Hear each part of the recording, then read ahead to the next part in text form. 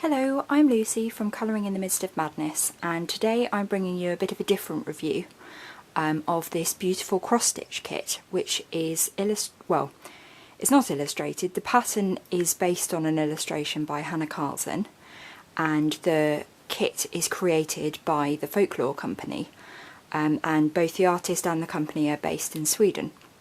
So as many of you will know, Hanna Karlzon is a very famous Swedish colouring book illustrator, and she's now produced 6 different books as well as some postcard books, and she has teamed up with the Folklore company, who create lots of embroidery and cross-stitch kits, to create this beautiful design.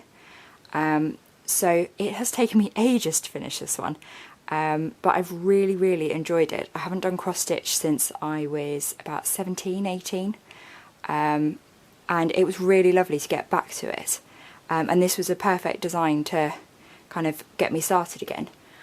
So in the kit you get pretty much everything you need. So you get these 3 sheets, and they're all double-sided. So in the kit you get 10 skeins of thread, and these are all listed here, and the images are all in colour, and each one has a symbol allocated to it. You also get a needle, you get the Ada fabric. So the only things you need to add are an embroidery hoop, and I would suggest getting a large one like this because I haven't had to move it. If you get the smaller ones, you can end up having to kind of move it around, and that can kind of mess up some of your stitching. And you also need to add a pair of scissors, but everyone's got one of those around. And that's it, and then you're good to go. So on the back of this first sheet are instructions of how to start, and kind of where to begin, which, as with any cross-stitch kit, is in the centre, which was sort of about here. And then you've got the pattern. Now the pattern is a bit strange because it's double-sided. So as you can see, it does all kind of match up, but you do need to do this on good days, so do not do this when you're tired, or when you're feeling frustrated, because it won't go well.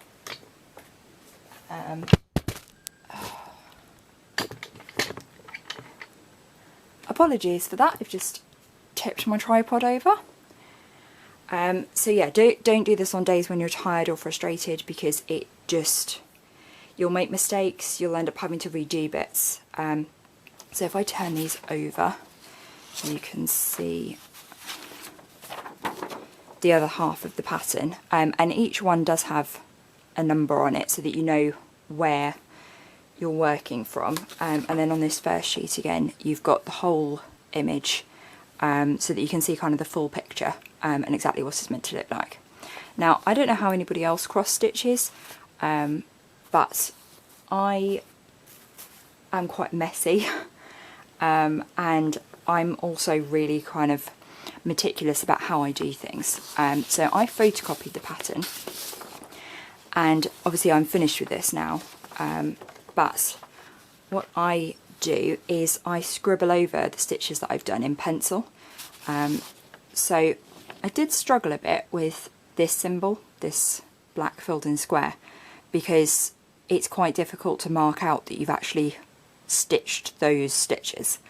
That's really odd to say. But yeah, it's quite difficult to show that you've sewn those. So I did struggle a bit with that, but that is kind of my only criticism. Though there was a small one, so I'm hoping that this is in focus on the camera.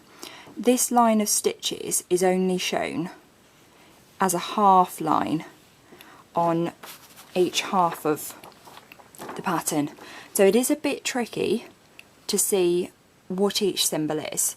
Now mostly it's pretty easy to work out, and especially if you cross match with this, you can work it out, but it isn't printed brilliantly, so that's a bit of a shame. But I have to say that on the original it is a bit easier because these symbols are actually printed in colour.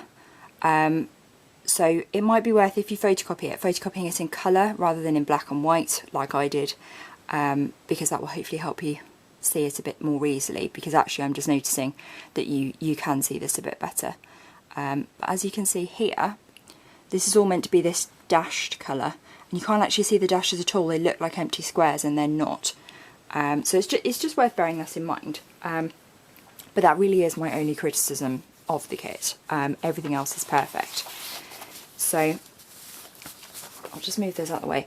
So the kit comes in two different formats. There's this normal cross stitch, and then there's the same pattern but in a tote bag format.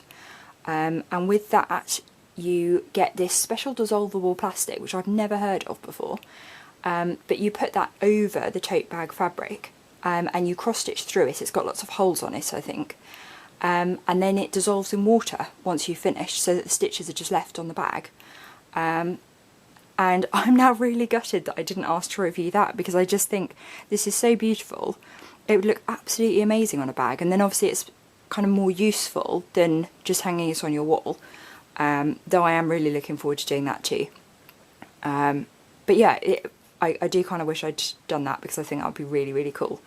It is a bit more expensive that way, but I think it would be much more useful. So do consider doing that. There are only whole cross stitches in this kit. So I've done various ones before, and sometimes you have running or back stitch.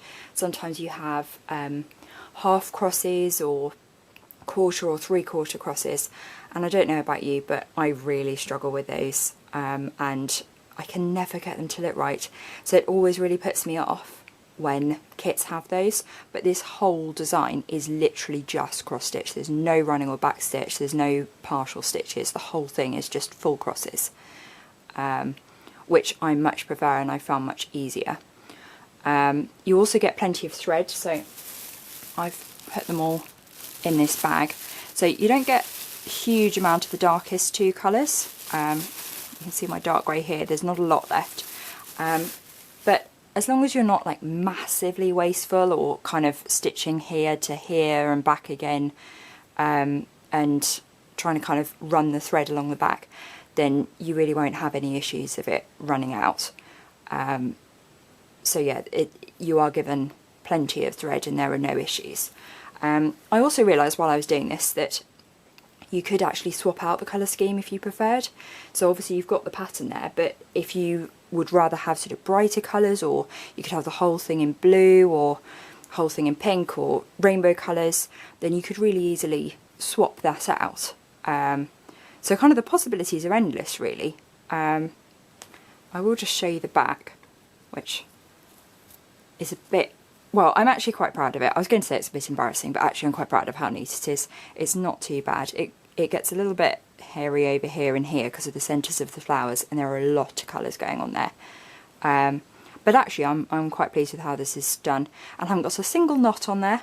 I followed all the rules this time. I always used to ignore that rule when I was doing it when I was a teenager, and I've now realised that you really shouldn't do that, because when you're framing it, it goes lumpy.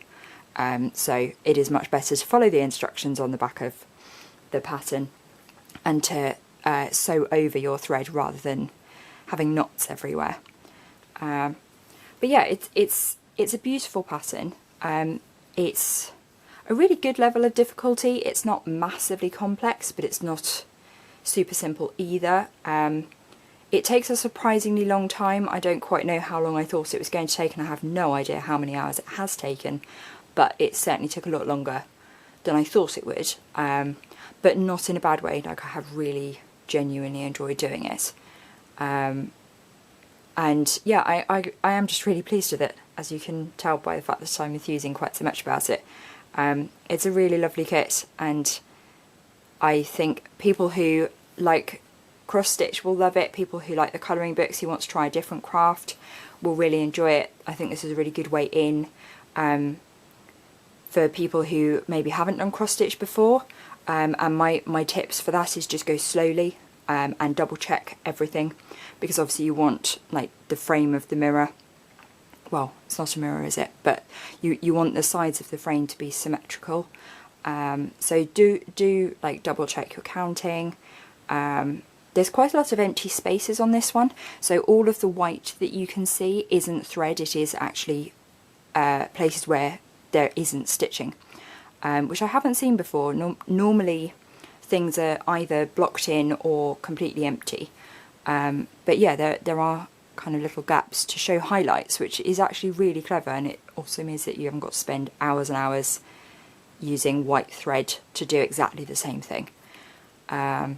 And for those of you that are interested, I thought I recognised this image and I couldn't work out which book it was from, but I finally found it in Magisk Grinning, which translates to Magical Dawn, and it's kind of a combo of these two images.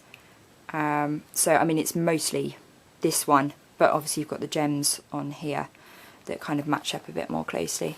Let's just move this, try and get it all in shot at once.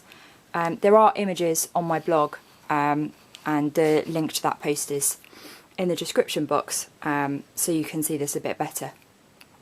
And if there's anything that I've missed out that I haven't told you that you're interested in, then do let me know. This is a bit of an off-the-cuff review. I've been umming and ahhing about doing it for days, and it's gone midnight and I just sort of finally went for it.